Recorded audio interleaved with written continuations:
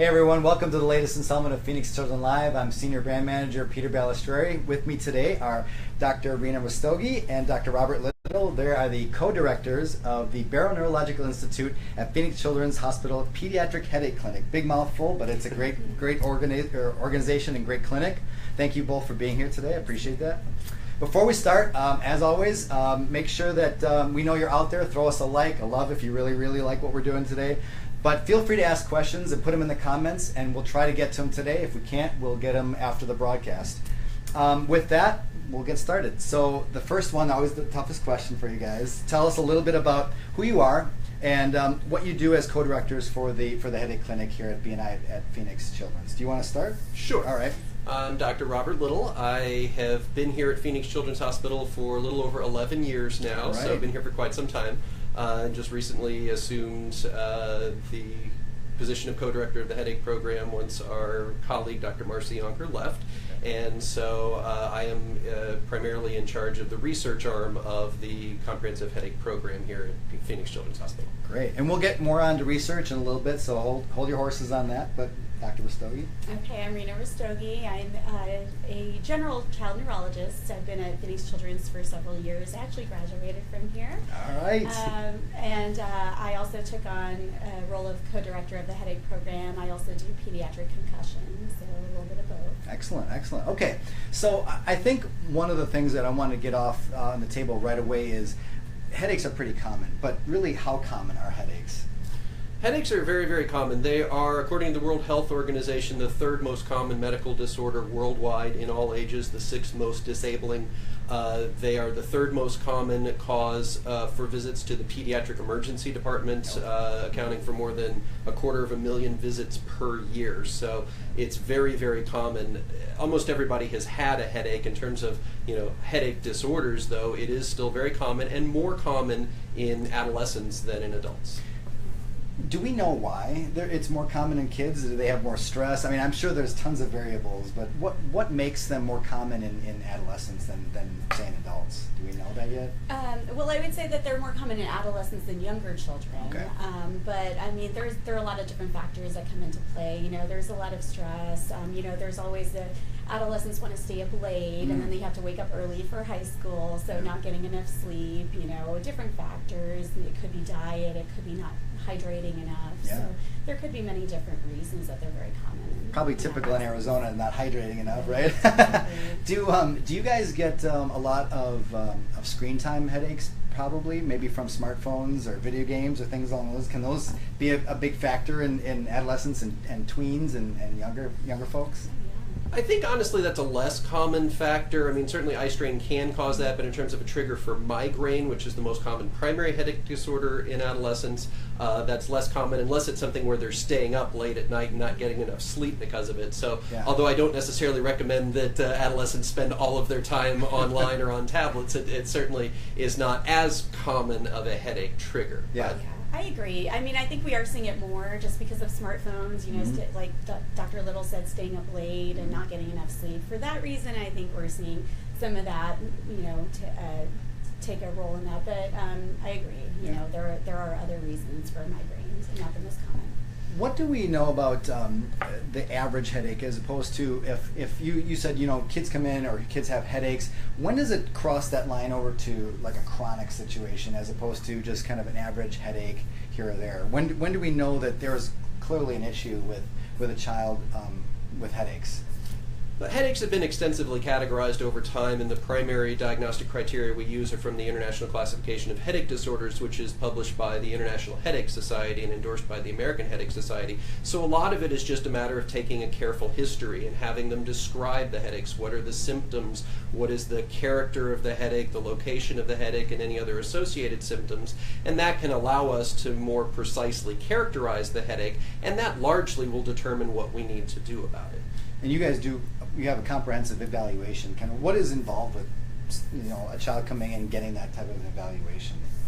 Well, of course, we're going to take a history, get details about what's been going on. Also kind of try to identify any triggers if we can, what's going on with their sleep and hydration and eating and things like that. And Ask about family history, which is very important. I mean, migraines are very hereditary and often get passed on from, parents to children, etc.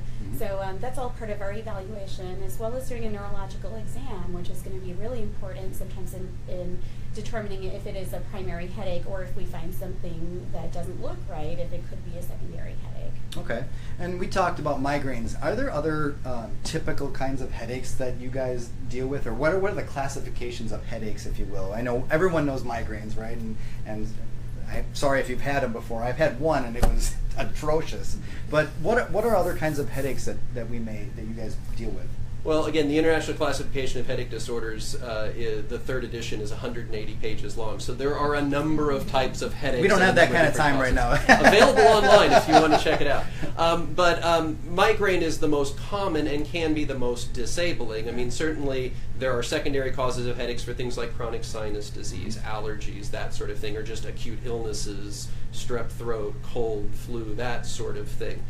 There is such a thing as a chronic tension type headache, which is less common in adolescents and not usually as severe, so may or may not be the sort of thing that comes to our attention, but certainly can happen.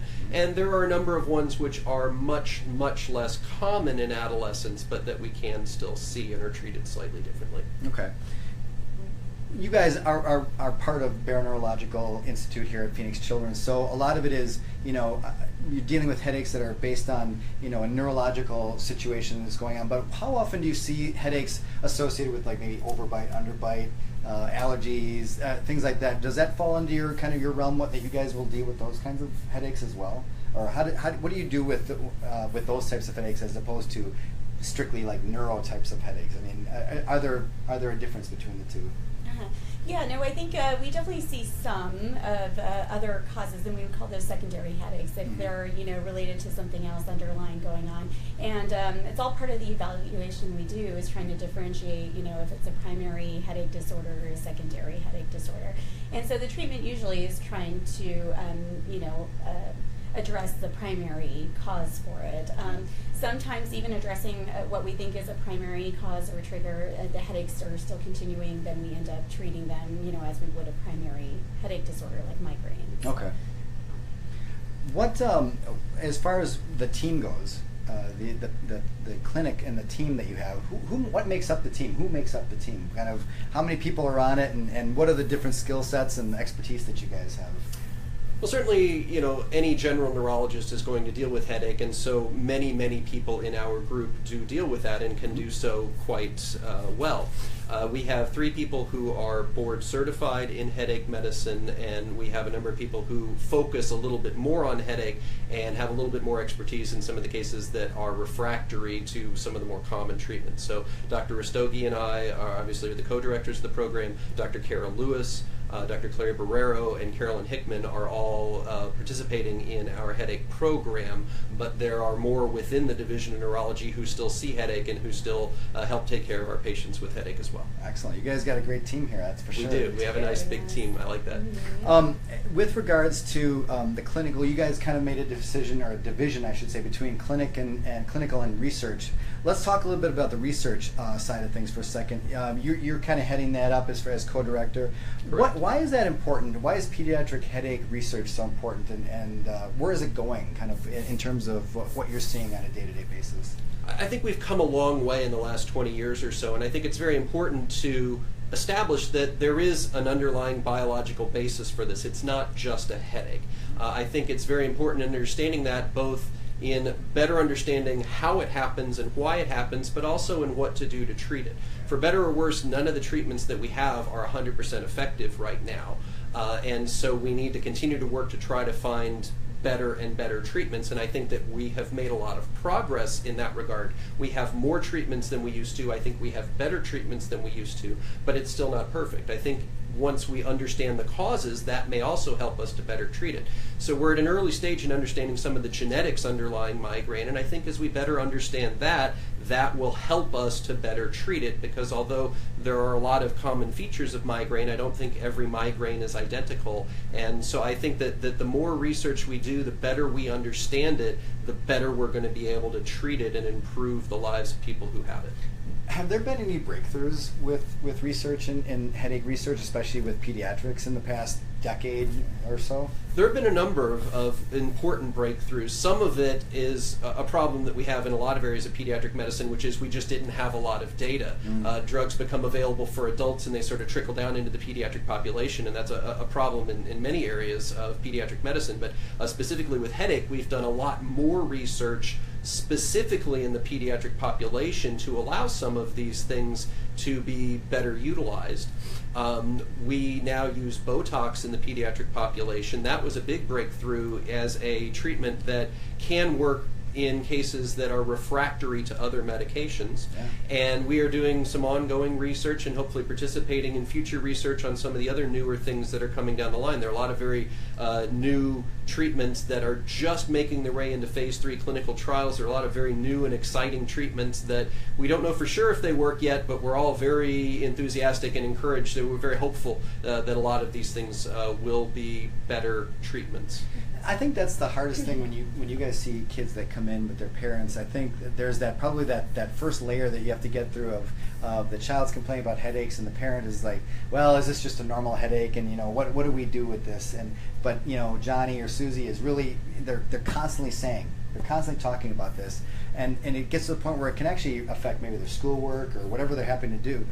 At that point, have you ever seen something get so far into maybe they would have to have surgery based on headaches, or is it always something that can be done without surgery? I mean, in terms of affecting a headache and trying to eliminate it from a child, is that what kind of path does it take typically when they're dealing with headaches? Well, I'd say needing surgery for headaches is pretty rare. I mean, once you can identify that it's not a secondary headache disorder, that it's a primary headache disorder such as migraine, a lot of times we don't even need to do any type of imaging for that. If we can identify that in the clinic at the first visit, then it's just kind of trying to figure out if there are any triggers, if we can avoid triggers, and then what the treatment will be. So typically treatment will be medications, and going along the lines of research in the past few years, we've actually had several headache medications that have an FDA indication in the pediatric population. So I think we're making a lot of progress with kids and pediatrics.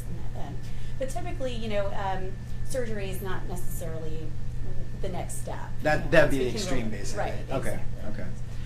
So one of the questions I had here that actually several people asked me to ask you guys is why should someone come to a children's hospital for pediatric headache evaluation or care? What is different than, say, if they would go to anywhere else, an adult hospital, things along those lines? What do we do that's different, or that would make it well worth their time to come to a pediatric clinic such as yours? Well, I would say that we have to think about pediatrics and children as children. They're not just small adults, so we do need to treat them differently. And there's a lot of things that are different. For instance, they're in school, and so we need to figure out as far as our treatments and stuff related to how it's affecting them in school. So it's definitely different than going to an adult hospital. Even though some of the medications may be the same, we do have to treat them like children. They are not just little adults. Right. It's not take 2 aspirin and call me in the morning kind of approach. And it depends too on how bad the headaches are. I mean, headaches are very, very common. I don't think it's possible for us to see every single child in the state of Arizona with a headache. And if children are having occasional headaches and they're well controlled with straightforward medications, they don't have any other worrisome signs, then they don't necessarily need to come to a specialized center. But when it crosses that threshold of being more disabling, they're missing school, the medicines that they're using aren't working, then being able to come to a place where they can have a more comprehensive evaluation and a wider variety of treatment options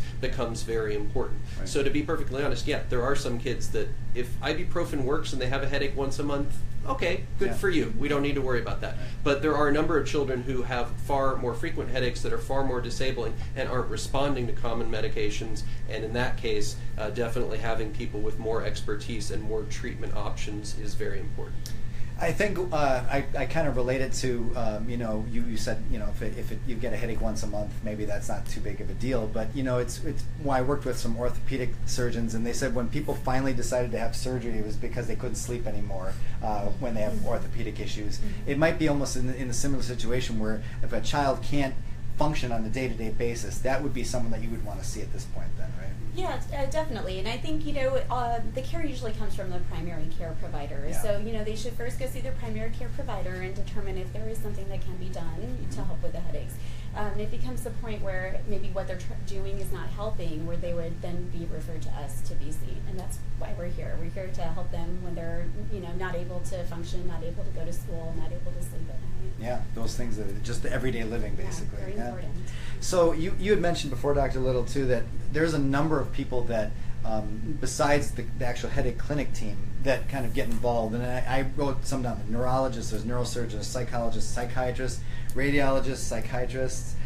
But there's even sports med specialists, because there's a big part of this which is concussions, right? Mm-hmm. So that's a side effect of a headache is a side effect of a concussion. Is that kind of how that works? Or talk a little bit about what you guys deal with from the concussion side of things, and how you might work with sports med too. I can answer that. All right, go for it. So headache is actually one of the more common symptoms we see after concussion.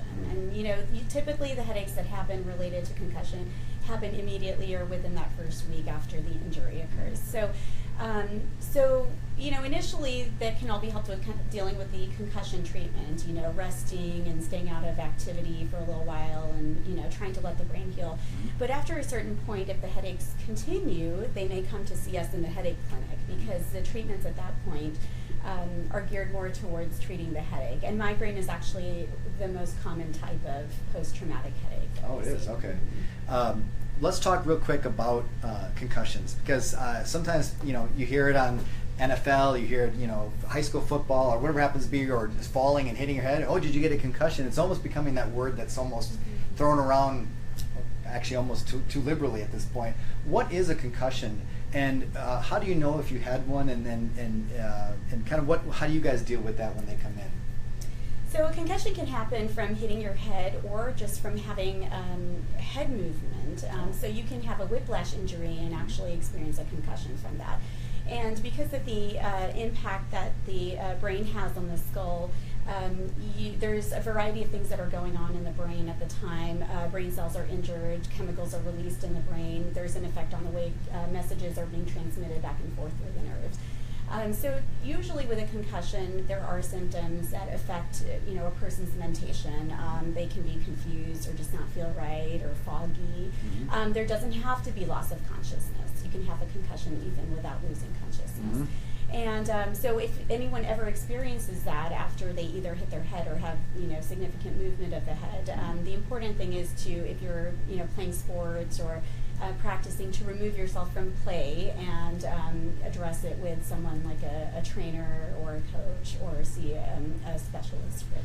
Do you guys see a lot of concussion patients that would be transferred maybe from our ER or trauma situation as well? I mean, that seems like that would be kind of a part and parcel to an accident that would be coming in from the whiplash or something along those lines too. Yeah, definitely. They do. We have a concussion clinic, and they refer there, and they're seen there initially. And then from there, if headaches are the big problem, they get then referred to us in the headache program. So yes.